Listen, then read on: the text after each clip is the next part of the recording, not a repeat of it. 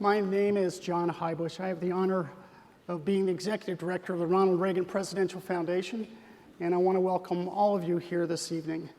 In honor of our men and women in uniform who defend our freedom around the world, if you would please stand and join me for the Pledge of Allegiance. I pledge allegiance to the flag of the United States of America and to the republic for which it stands, one nation, under God, indivisible, with liberty and justice for all. Thank you. Please be seated. Before we get started, I'd like to recognize a few special guests that we have with us here this evening, and I'll start with the Reagan family. From the Reagan family, Mr. Michael Reagan. Michael, welcome.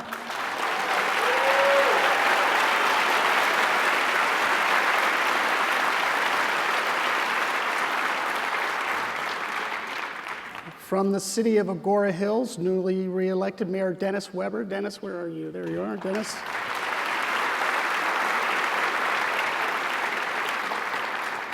My old friend, actually I've known him for 3 days, Bruce Boxleitner. Bruce, if you think you...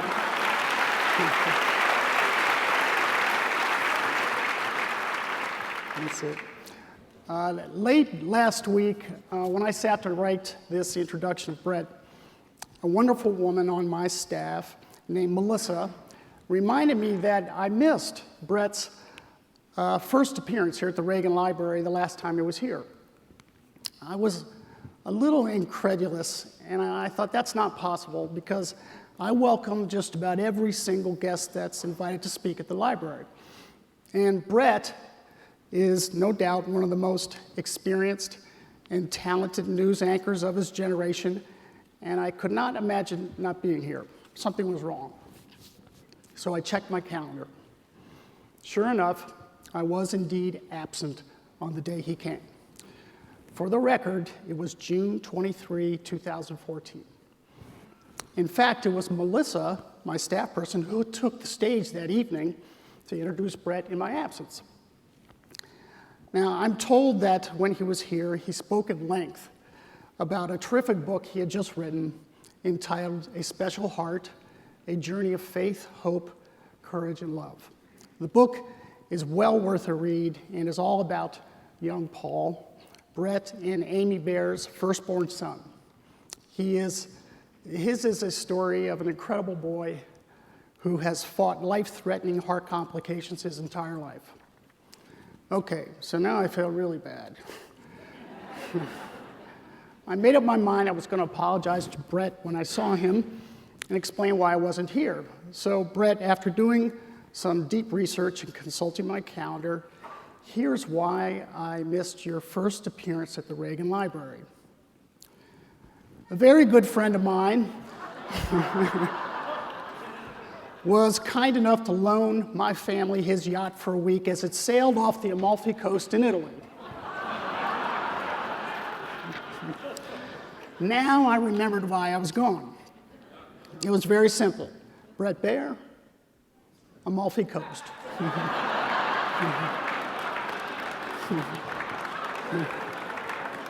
Bret Baier, Amalfi Coast. And Bret Baier, Amalfi Coast.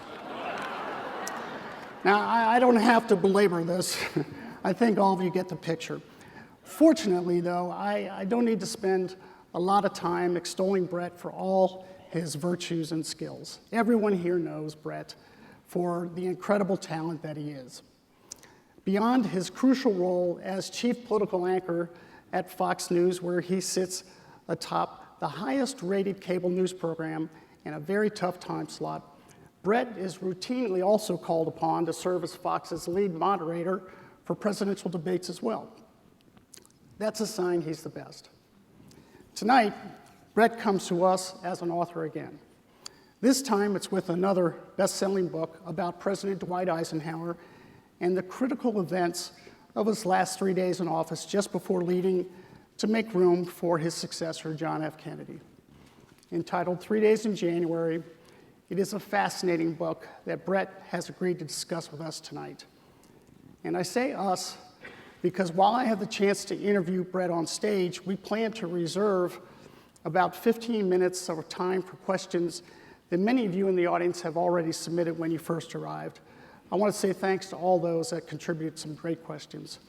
So with that, ladies and gentlemen, would you please join me in welcoming to the Reagan Library someone I am sure to greet when he passes through this way again, Mr. Bret Baier.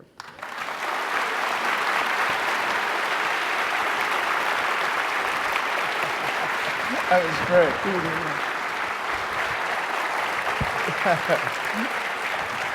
Thank you very much.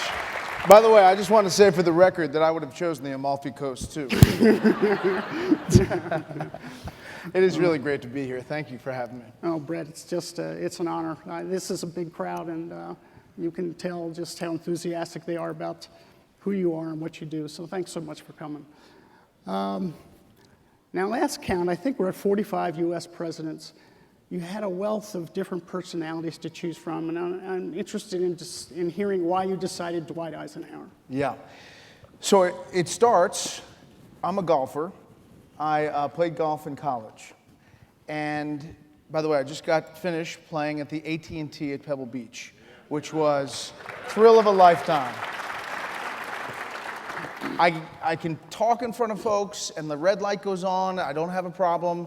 But boy, when you have to make the turn back in front of a big crowd, it's a different feeling. But I played golf in college. I get an invite to the holy grail of invites for golfers, Augusta National. And I can hear the CBS Masters theme song going through my head as I drive down Magnolia Lane. You know, da-na-na, da-na. And so I'm playing out how great this is going to be. I arrive at the clubhouse. They say, Mr. Baier, you're staying in the Eisenhower cabin. And I'm excited, ecstatic. And if you've seen it, it's not really a cabin. It's like a little White House. It was built for Eisenhower. He actually played Augusta 29 times as president. He went there a lot. And I went in there, and I was jacked up for the round the next day, couldn't go to bed, so I poured myself a glass of wine or two and walked around this house and was struck by all the things, the writings, the paintings that he painted, the sculptures. And I looked at it and said, I cover politics, and this is a president that I really didn't know. I knew General Eisenhower in World War II, but I didn't know President Eisenhower and all that he did. And I said after that round, I was going to find it out. So I went to the Presidential Library in Abilene, Kansas. And if you've never been there, it's worth the trip. It's a little tough to get to Abilene, Kansas. But once you get there, it is a wonderful place, much like this special place here, in that it is just a treasure. It's his boyhood home. They have all of this memorabilia. And I went to the library section and said to the folks, what is a place in his life as president or as general that has not been covered, has not been dealt with specifically?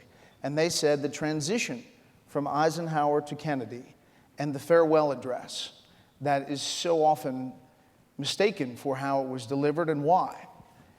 And so then they took me back to the library, and they brought out this big box, cardboard box, and I put on white gloves, and they took out this plastic folder and opened it up, and they handed me 4 pages, and it was the farewell address that he delivered in 1961 on January 17th, with Eisenhower's scribbles and circles and underlines.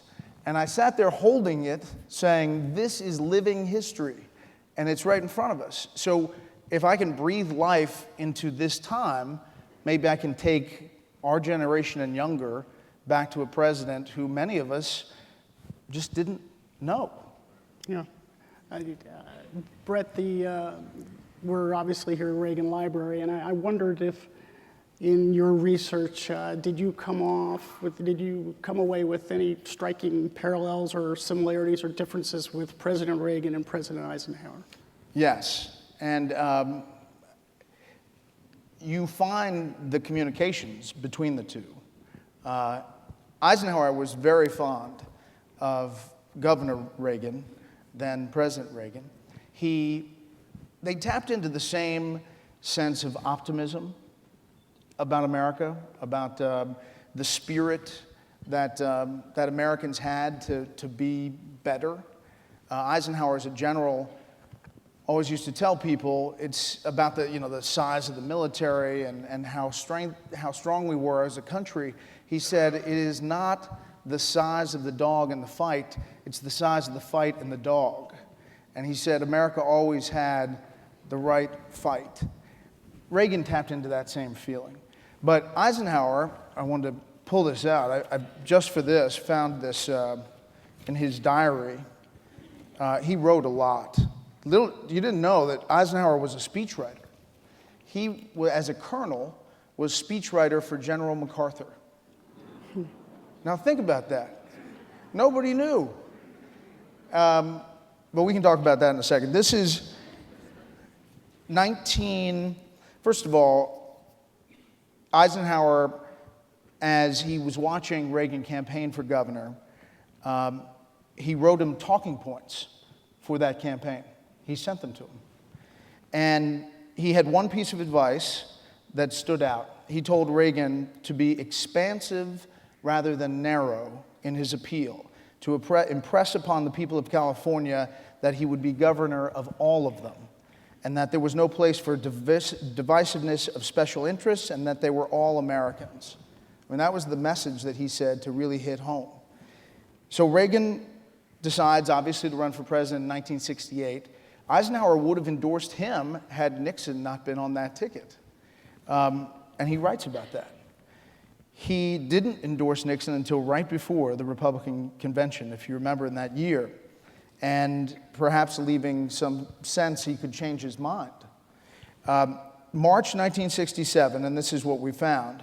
Soon after Reagan becomes governor, he and Eisenhower were together at the El Dorado Country Club when they decided to hold an impromptu news conference. One of the reporters asks Eisenhower his opinion of Nixon, and Ike replied that he was one of the ablest men he knew, and Ike had great admiration and affection for him. Well, the reporters gathered didn't hear the question correctly, and they thought Ike's words were praising and describing Reagan.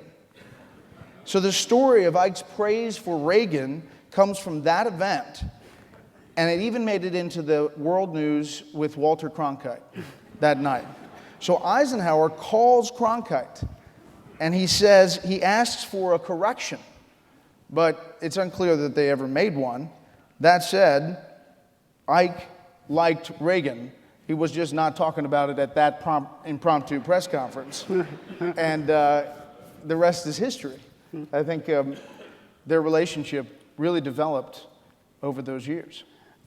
Bret, you had just made the point that Eisenhower was speechwriter to MacArthur, for example, and a lot of people in the audience, I could tell, I've never heard of that. That seems to jive with what a lot of people, they called Eisenhower oftentimes the forgotten president. And I just wonder, can you summarize for us why that would be the case?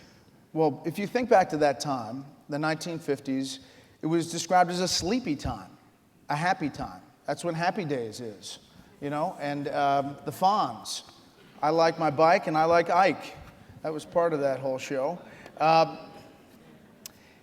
it was a time when people didn't perhaps sense or realize the really dangerous threat that nuclear war was every second of every day for that president. It stood on his shoulder every time he turned around. In that time, though, he did some amazing things. Gets us out of the war in Korea. He has a booming economy for 8 years. Passes the first civil rights legislation since Reconstruction. Doesn't get a lot of credit for that. He has a massive bipartisan infrastructure bill, the National Highway Act, that creates the interstate system that we all are driving on today. He puts under God in the Pledge of Allegiance that we just did.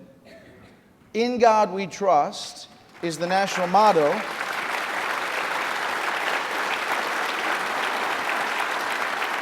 In God We Trust is the national motto put on our currency because of President Eisenhower.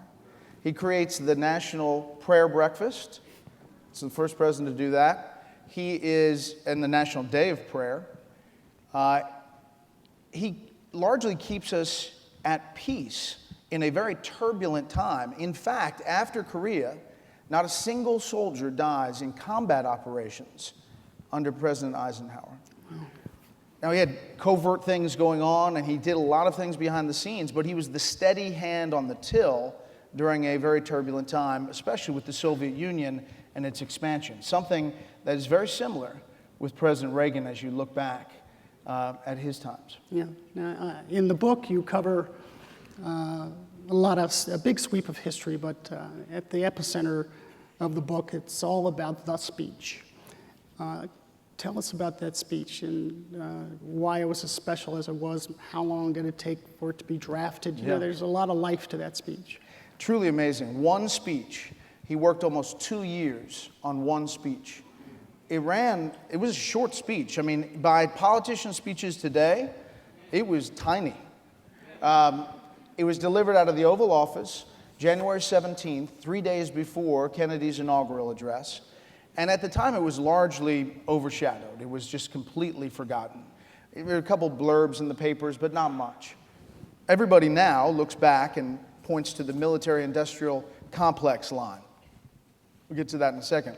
But in that speech also is a focus on bipartisanship, how important it is to work with the other side of the aisle to get things done that you can before you argue about what you can't get done. 2, a concern about deficit and debt, saying that we can't mortgage our children and grandchildren's future by spending what we don't have today. This is in this speech. 3, intervention. We have to be careful where we act around the world, and when we do, if we do, that it has to be overwhelming and a success. And then the military-industrial complex. Eisenhower was really concerned about this system that had been set up, that the companies that turned their efforts to support the war had then made a lot of money and kept on going and started putting money into the body politic through lobbyists and getting people elected. And then those people would leave those positions and then head those companies and create a cycle of policy that was outside the average American that didn't have a say. I mean, that speech could be delivered today. And you take out the threat of the Soviet communist expansion and you put in radical jihadist terrorists, and honestly, President Obama could have delivered the same speech with those themes. So it's very relevant today. And I think Eisenhower wanted to, 1, send a message, a blueprint for the country as he saw it after all his time as a general and as a president, and 2, send a message to his successor, President Kennedy. And this book starts with President-elect Kennedy meeting President Eisenhower in the Oval Office December 8th, after Kennedy wins. And it ends with President-elect Trump meeting President Obama in the Oval Office after Trump wins. And we can talk about that. There are deadlines involved. Yeah. Well, we got 6 more hours. So yeah. You know what? Let's go to the Amalfi Coast and call it a day.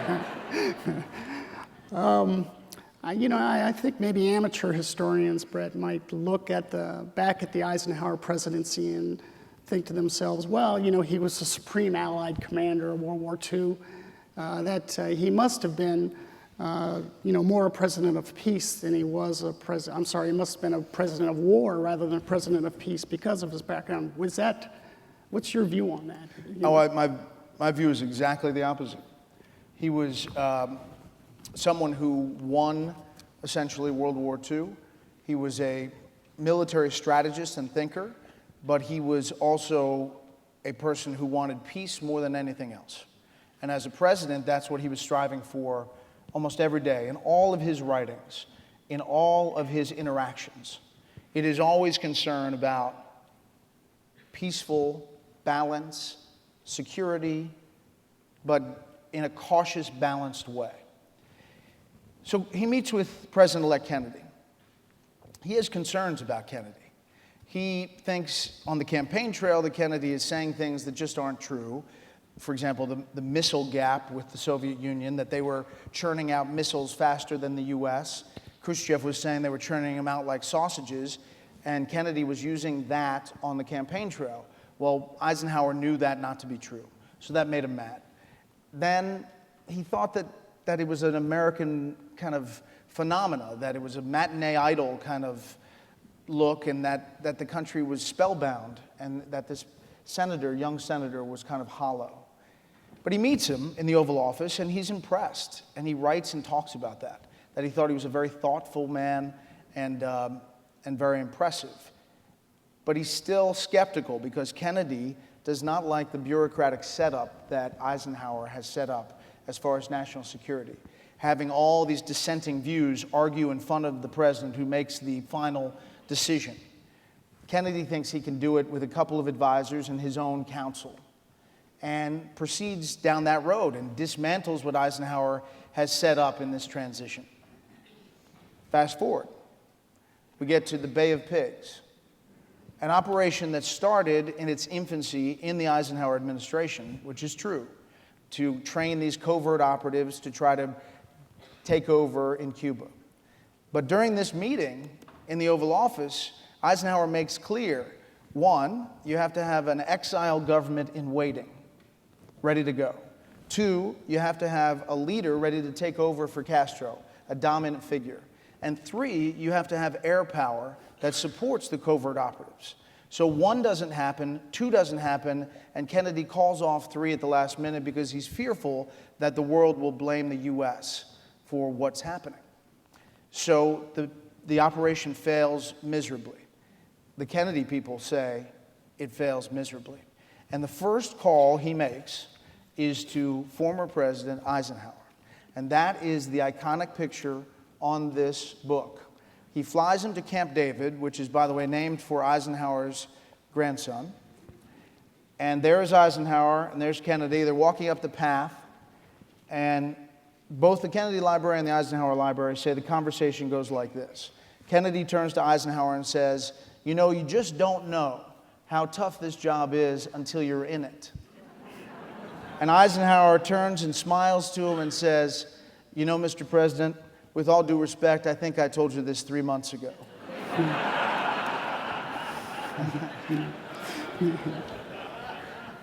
And he goes on to be an advisor through not only that, but then the Cuban Missile Crisis.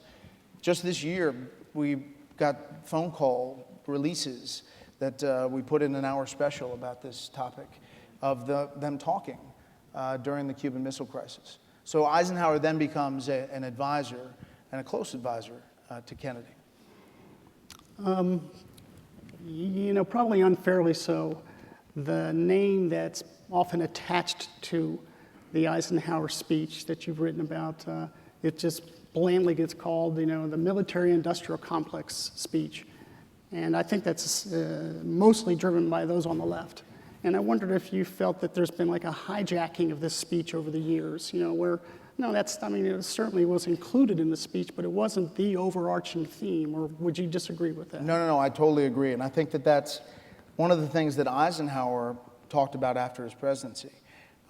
You know, that speech over the years became one of the most read speeches ever.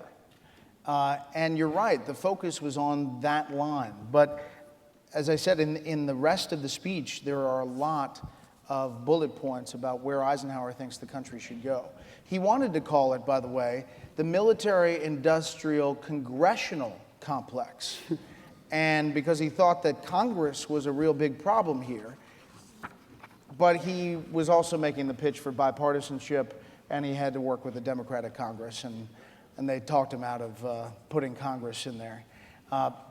His bipartisanship pitch was real because he worked very closely with Senator Lyndon Baines Johnson, Senate Majority Leader, and the House Speaker, Sam Rayburn.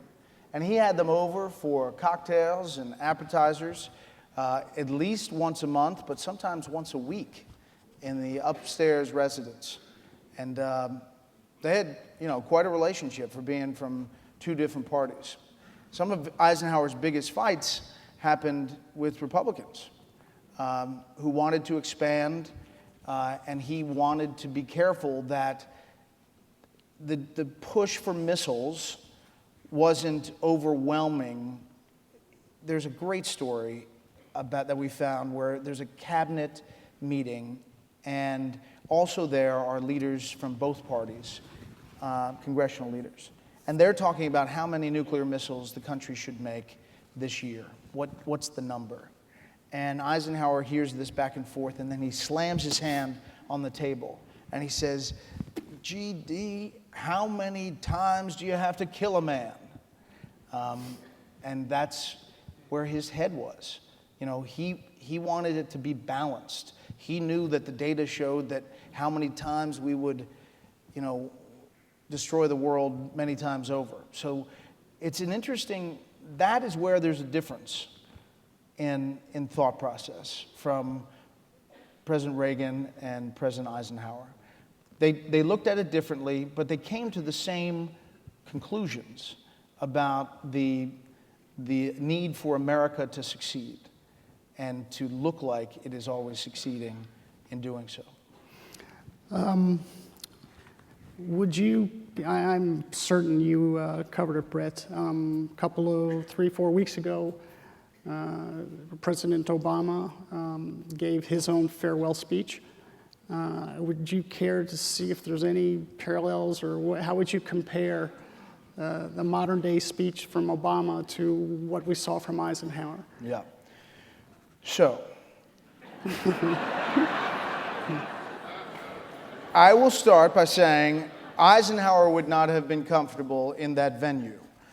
Walking out to the cheering crowds, and it was part pep rally, it was part firing up his party, it was part kind of listing his accomplishments as the administration perceived them. I think it was also part trying to recast why the party lost as badly as they lost in some of those states that they shouldn't have lost. And so Eisenhower would not have been comfortable in that.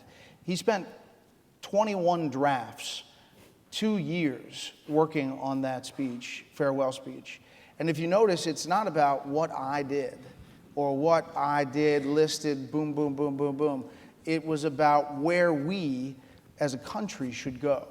And to President Obama's credit, he handled the transition very well as far as logistics. And the ability to hand over to the Trump administration would follow in an Eisenhower footstep the way he wanted it to happen. Eisenhower was the first official transition that essentially went smoothly.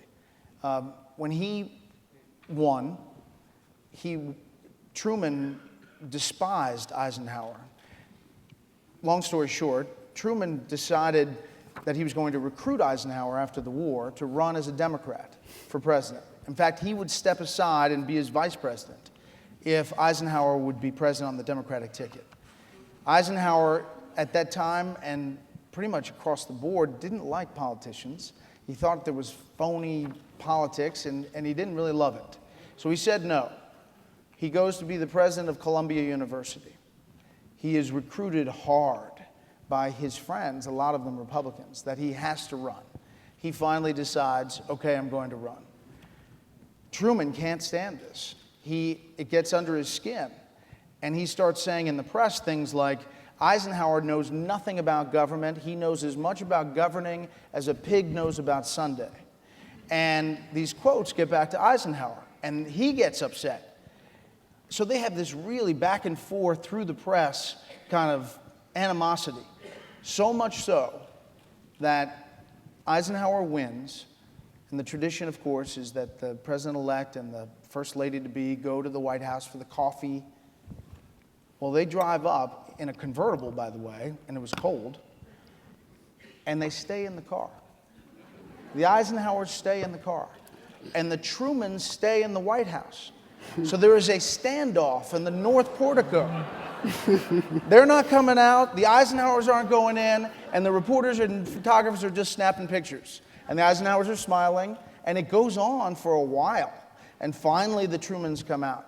And both the Truman Library and the Eisenhower Library describes that drive from the White House to the Capitol as silent. Not a word spoken. Can you imagine being that driver? Hey, how you guys doing back there? Is it pretty cold? What you got going on? So that relationship was, he didn't want that to happen.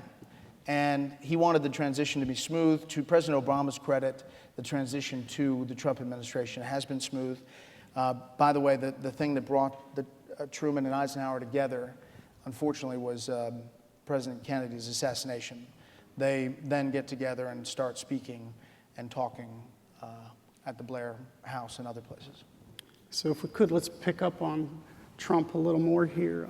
As you said in the very back piece of the book is you cover President Trump. And the words you used to describe his style were, quote, a bold, kick the table over, not politically correct, non-politician New York businessman style.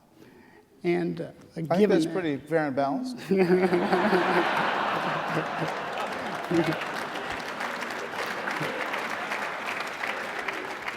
So how do you think President Trump is doing so far? Well, it's not for me to pass judgment, but I will tell you this, that there is some learning curve when you get into an office like this. This is what Eisenhower knew, is that the weight of the office is really heavy. And you start learning who your friends are very quickly. And it's imperative to have people you trust around you. And I think President Trump is figuring that out. I think that it's yet to be seen whether he's going to have bipartisan wins. Doesn't feel like it up on Capitol Hill. But, you know, Eisenhower had this leadership style that Fred Goldstein, the political scientist, called the hidden hand. He played bridge, and he kept his cards close to the vest, and he didn't let you know what he was going to do until he was ready to put his hand down. Well, President Trump is exactly opposite. He's like the shiny hand. Like, look over here. Look at this thing. Arnold Schwarzenegger's ratings. You know, but something's happening back here. But look over here again. In 140 characters or less. Somebody asked me the other day, what would Eisenhower say about Trump's use of Twitter? And I said, well, first he'd ask, what's Twitter? And then he'd say, get off it. Because in Eisenhower's frame of mind, less was more, especially when it came to from the Oval Office, and that words matter from the president. I think President Trump is finding his own way, and I'm interested to see how the legislative rollout of these big things like taxes and infrastructure, and if he can manage to put together a coalition to get those things across the finish line, he will have a lot more breathing room on this other stuff that he's, you know, had maybe a tough start on. Well, speaking of the 140 characters in tweets, who knows what Eisenhower's tweets might have said, but and you framed what you think Eisenhower might have thought about tweets. Just by reading, you know, what he wrote, what he said. This is all from oral histories of all three libraries. Right.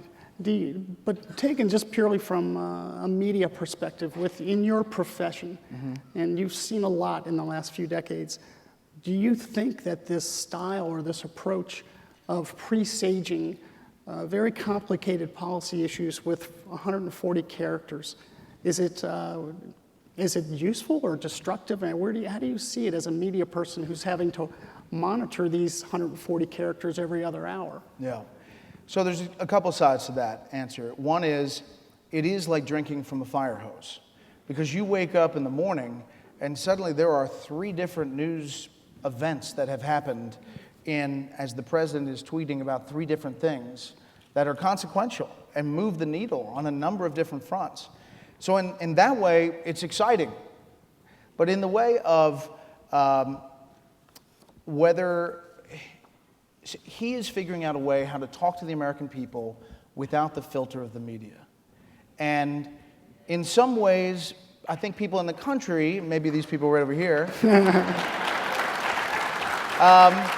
find that refreshing and different and new, and that the media filter has not lived up to all it needed to be. And so I think there is a sense of that is populist and invigorating in nature. But there's not a lot of nuance in 140 characters or less. And a lot of people around the world are listening to every tweet. And so there's got to be a balance there. And I'm sure he'll figure out a way to strike it. Last question from me. The analysis of the day, or the past week, has been that President Trump is treating the media as the opposition party itself. And I wondered if you believe that is. We don't have a great reputation as far as if you ask people in polls where we stand. Media is pretty far down there. I think we're below Congress, somewhere above 12, 13%. No, I think we're down in the single digits, 6. So it's always an easy target, I think, for candidates and for administrations, and many administrations think that they are always not getting treated fairly. I can say that there's a legitimate case to be made in this case, and that some of it goes to a derangement syndrome that just sets in, and I don't know whether some outlets can control themselves. That said, there's also a lot to cover that has to be fact-checked and has to be pushed back on. And I think that as long as we have the opportunities to ask him questions, and that the administration's not icing out news organizations, I think that that's going to work itself out in a balance. Okay. I do want to say, Twitter is Donald Trump's communication of choice. And I mentioned Eisenhower was a speechwriter. Well, he also kept his speechwriters on their toes. And he rewrote and edited and reworked all his speeches all the time. Now, remember, there aren't computers back then, so each time a draft has to be done, it has to be retyped by the secretary, Ann Whitman. So Ann Whitman would reach out preemptively to the speechwriters to say, hey, listen, don't do this, don't do this, don't do this, because I don't want to retype a million times. So these are the gems that you can find at a National Archives of a presidential library. This is a letter from Ann Whitman, again, his Eisenhower secretary, to Bob Keevy, one of his speechwriters. And if you'll permit me, it won't take long. First, Bob, do not use the word merit as a verb. Use it only as a noun. Second, never use the pronoun I at the beginning of 2 consecutive paragraphs. Third, this morning, a mild grumble from our boss on your using 2 adjectives, Bob. Warm best wishes. Bob, you can make the wishes warm, you can make them best, but you can't make them warm best. Fourth, never take it for granted that the president knows something about a national or local organization. Say, I'm happy to learn, or I understand that. Fifth, the construction, not only, but also, is fine in its place, Bob. But please, Bob, not in every message. Sixth, this is the best one. She had to retype all of this, and she said, look, Bob, every time you use the word appreciation, you follow it with the word for, appreciation for. Have you not noticed that the boss consistently changes that to read appreciation of? So please, Bob, for my sake, for God's sake, Bob, when you use the word appreciation, never follow it with for, always follow it with of. So, the best part, the final thing, is that Bob Keevy is leaving the White House. He's leaving the White House. He gets a signed picture from President Eisenhower. To Robert Kevey, with warm best wishes and with lasting appreciation for valuable service in the White House. President Dwight Eisenhower. And those are the gems you can find in the archives of a library, that they're right there. Terrific. Okay, so what is the topic for your next book? 3 days and something. I do like this structure of looking at a soda straw of something, and a speech I think really fits really well, and then jumping from that to a broader 30,000-foot look at why this leader, why this moment, why this thing was important to our world. And maybe it might deal with President Reagan. We'll see. Great. What process while writing a book do you like the most and like the least? I had a great team, a really great team.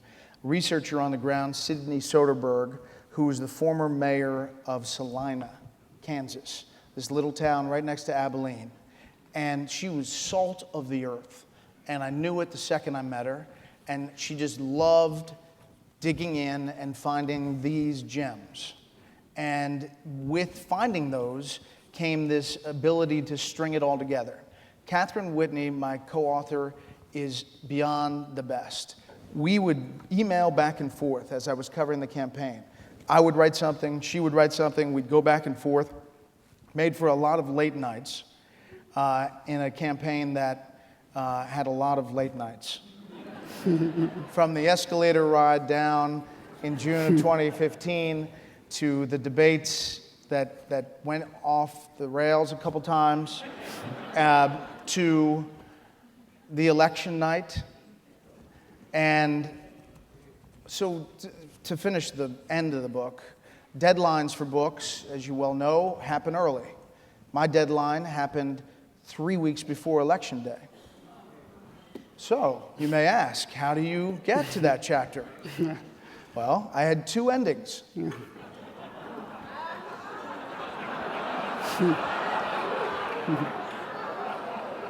Now, if you have the book with the Hillary Clinton ending, please turn it back in.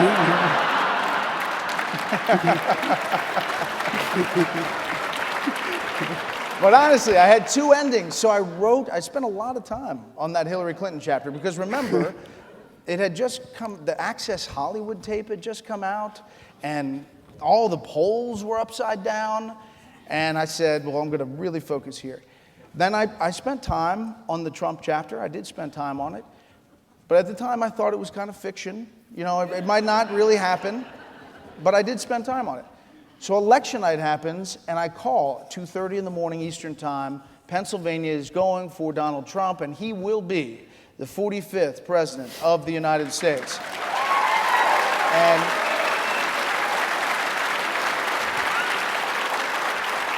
so as that moment is sinking in with Brit Hume and Megan and Chris and all this, everybody there, and it's surreal, it's amazing just to think about it, that the exit polls were that wrong. Soon thereafter, I thought, you know, that chapter's pretty good. And I got some background of their meeting, and I topped it off with a little color of their of the behind the scenes of President-elect Trump and President Obama, and the publisher William Morrow put it all together, and it really worked. What advice could you give Sean Spicer as a communications person?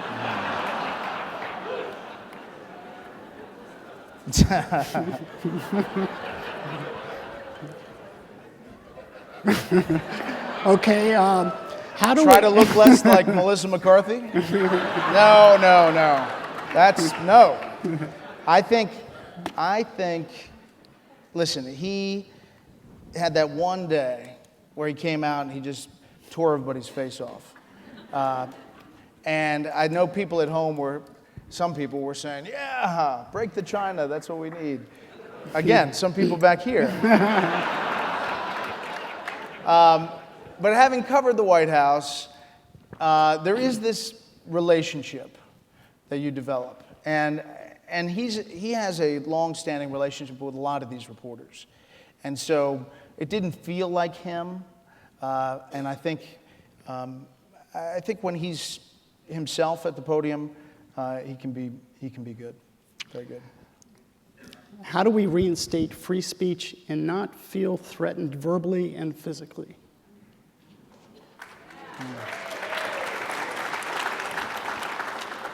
I mean, that's a great question. It's a troubling time. There's a split in our country, and it is a troubling time. And I think that we could all stand to take the rhetoric down a couple notches, probably. I think that on our panel, we try to discuss things in a way that respects all sides. I think it's a heated time, and people get really worked up. And I think that our First Amendment rights are to be protected at all costs. If the new administration were to ask you, what is the single most important piece of advice that you might give? So I think I would turn to Eisenhower and say, if you don't have dissenting voices in the room, get out of that room. And I think he was trying to give the same kind of messages to Kennedy. He set up this system where he tapped into his knowledge as a general. Eisenhower was a humble leader. He was somebody who could lead by dealing with all of these huge egos. Think about who he had to deal with. Patton, MacArthur, Bradley, de Gaulle, Montgomery. These are like giants of the earth walking around at that moment in time. And he strings them all together. And his experience to be able to do that, I think why he was one of the best leaders is because, so I would say, I don't think humble leadership is going to suddenly be the moment of the day, but I do think that dissenting views and making sure you hear out everything before you make a decision would probably be what Eisenhower would say. Okay, so speaking of giants that walk the earth, President Reagan, did you ever have a chance to meet him or interview him in any way? I did. So I was the student council president at Marist School in Atlanta, Georgia. And we received an excellence award. And I was representing the school with the headmaster, Father Joel Conzen, and traveled to Washington and was in the Rose Garden as President Reagan came out to deliver this award. And I was just awestruck by that moment. And I remember thinking, this is just unbelievable. And then, this was during the time of the Robert Bork nomination. And Sam Donaldson was right there in the Rose Garden next to me. And the event just had wrapped up, and he starts yelling questions about Bork. And I was so mad. I went back to my paper, high school paper, and I wrote an op-ed. And I said, this was not your event. Do not yell questions. I know you have a job, but we just won this award. It's not about you, Sam Donaldson.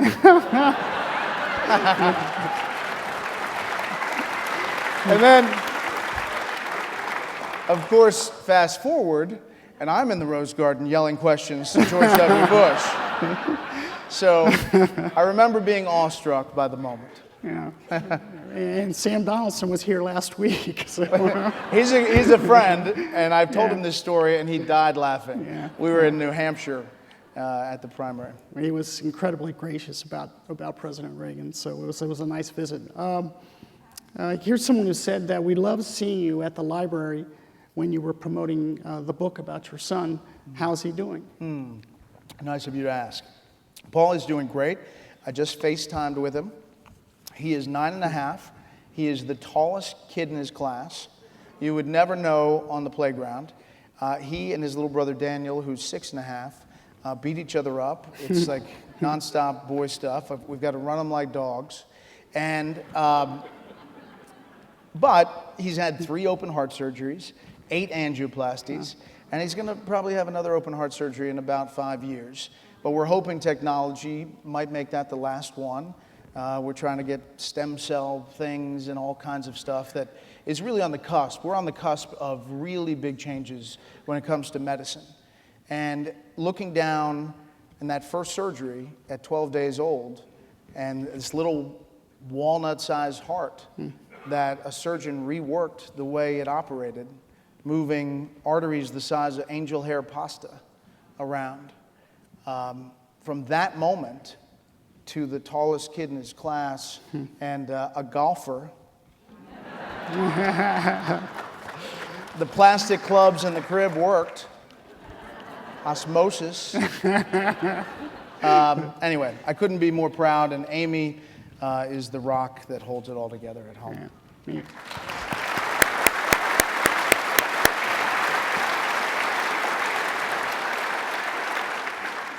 Well, speaking of golf, we have a golf question for you too. Congratulations on your golf this past weekend. How do you possibly find the time to play so well and yet still have the job that you do? Don't tell Rupert Murdoch. I play probably once during the week, early morning before I go in, to just get my game still playing. I am a 4 handicap, but I'm a giving 4. I'm a walking wallet, essentially. The $5 Nassau is out the pocket automatically. But I did play well for one of the 3 days at Pebble Beach, and unfortunately, there are 2 other days.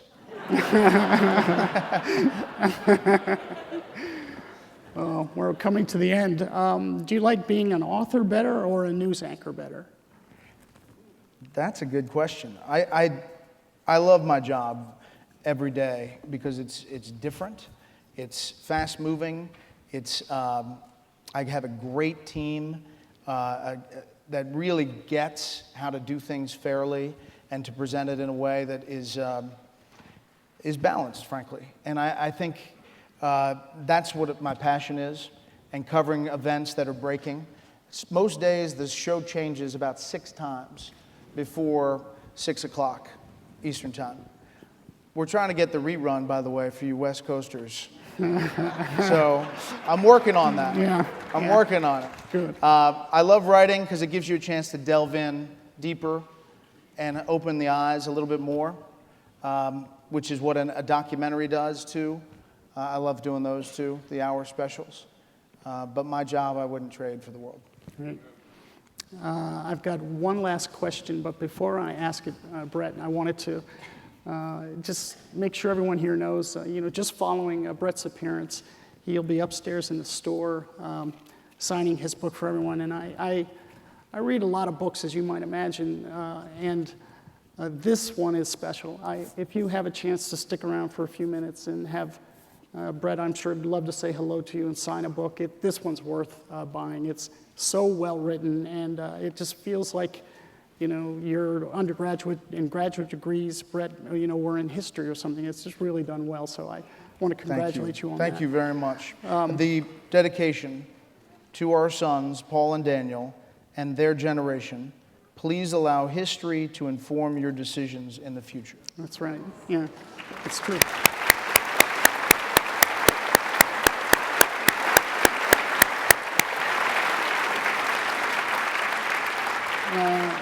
So to the last question, and it does touch on history and future and our generations. Oftentimes, Bret, we'll have younger people in the audience, and the question that's always on their mind, even if they don't make it to the microphone, is how do I do what you did? Tell me, give me instructions. How do I become like you? And I just wonder what advice you have for this next generation coming up that's interested in the press and a role like you've played. Yeah. So I bounced around small market TV.